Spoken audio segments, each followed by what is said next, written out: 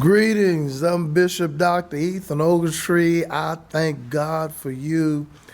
Been out for a few weeks, but listen, we want to get back with our podcast. This is Good Flow. Good Flow in John 7:38.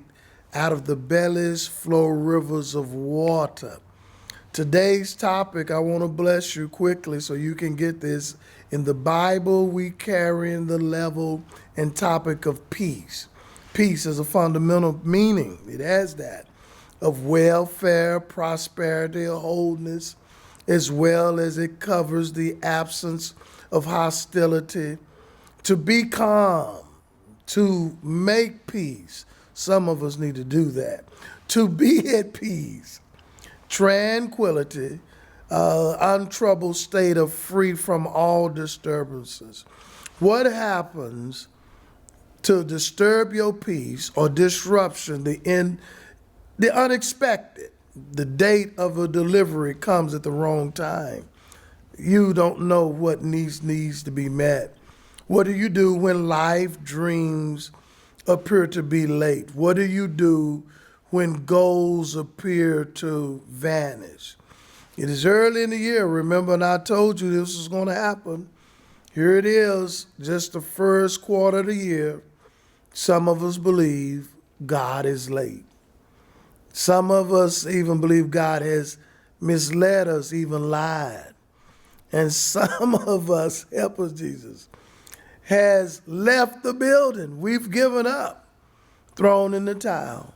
When these things happen, generally, it's normal for human nature.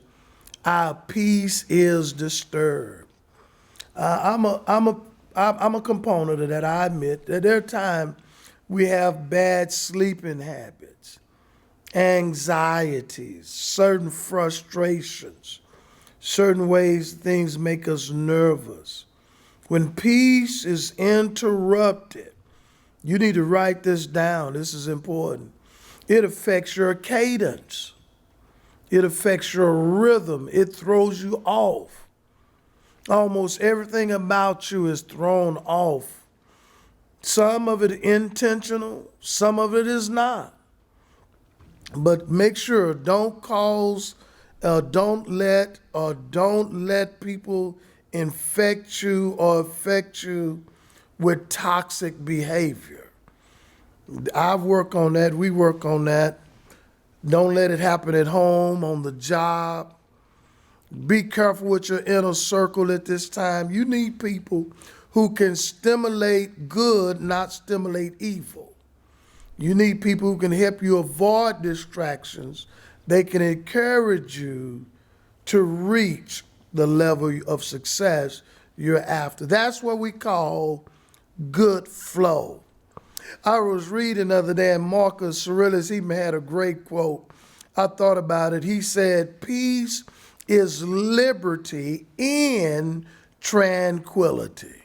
You and I need to know that, because good flow starts like small raindrops.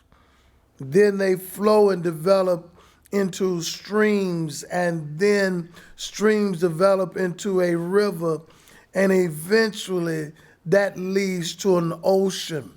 It'll keep you from missing those great things God has for you. Peaceful, slow, calm, undisturbed, and before you know it, you've reached your goal. I have 5 thoughts for you today. Write them down. We want to bless you. Number 1, settle in your heart that nothing or no one will disturb your peace. I remember my mother used to sing this song, I Should Not Be Moved.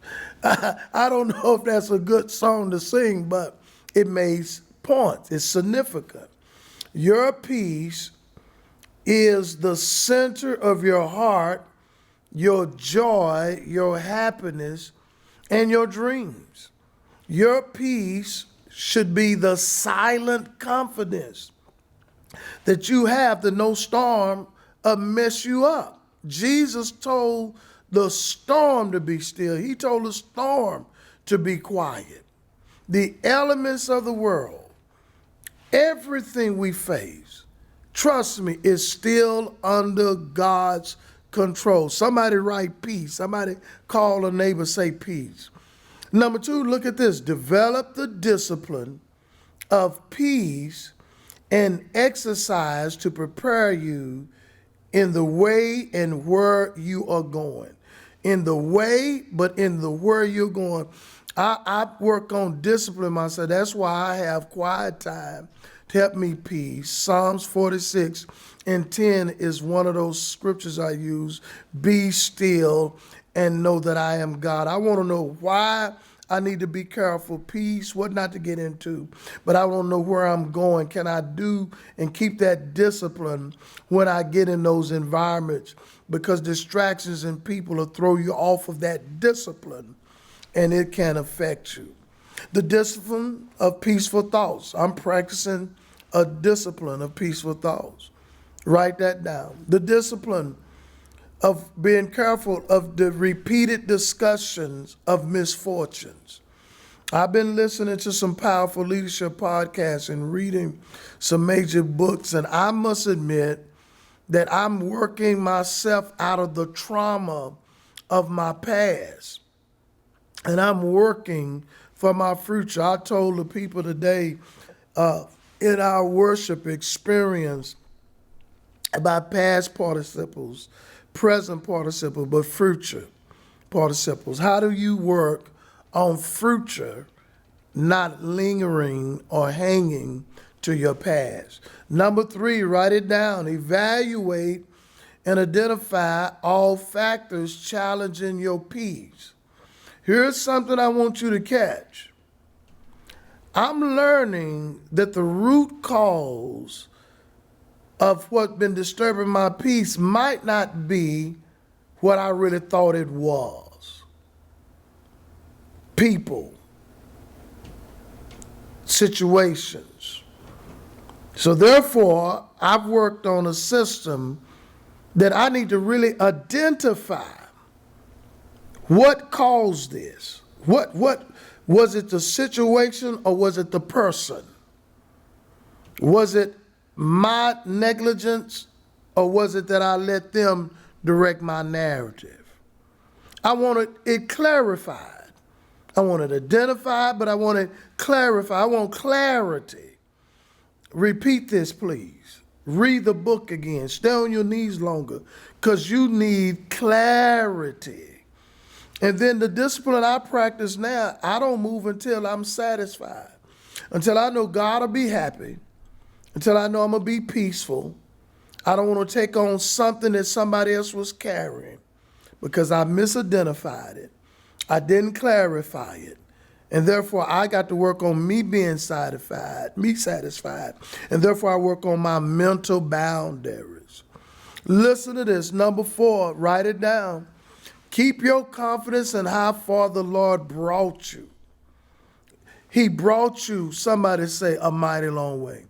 He brought you up to this level of peace that surpasses all understanding. Be careful letting people distract, disappoint, and destroy the peace God has given you in this season. You're going to need peace to make it to the top. You're going to need peace to be successful. You're going to need peace to carry you further down the line. Peace that is shaken is a sign that your confidence is under attack. And so you have to look at that when you're worried or shaken, what is it that's really attacking you? It might not be as serious as the situation want to make you believe. Number 5, and we almost finished. Write it down. Demand and command a quiet space that is safe for you. Demand it, command it.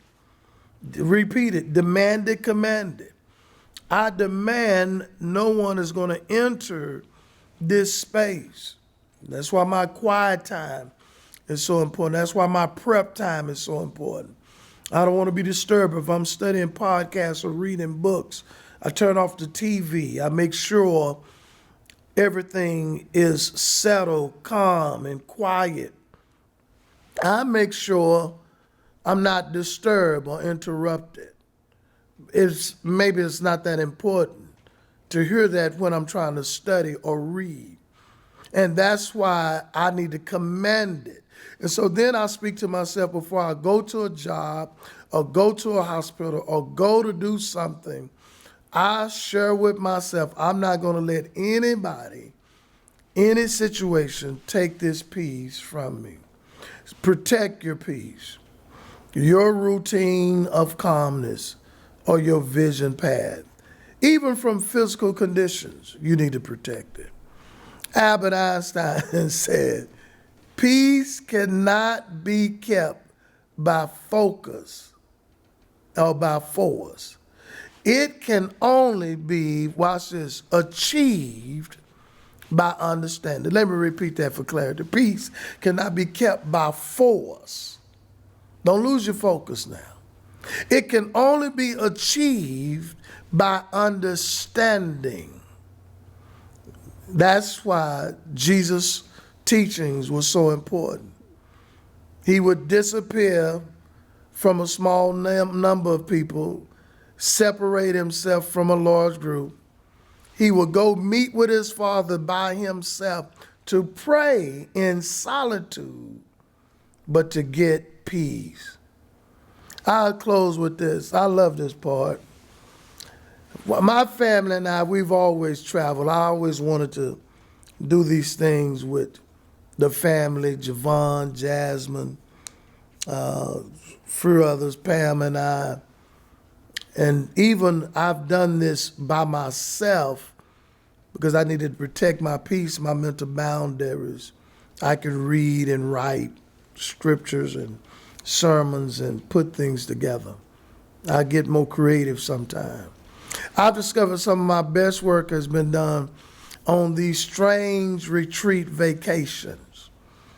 And I would disappear and stay somewhere by a hotel that has a balcony.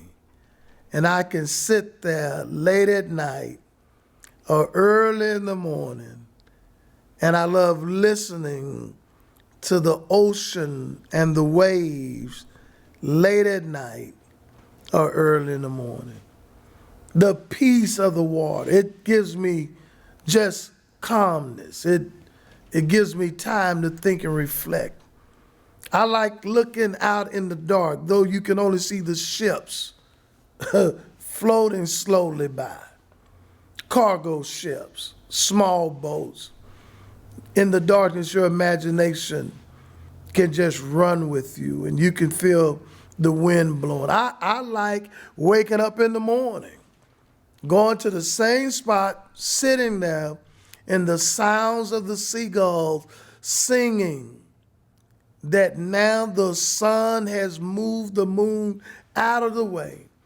And at that moment, I've experienced a night and midnight, slept and rested and had peace, but I've waken up and got back with God on the same balcony, same chair.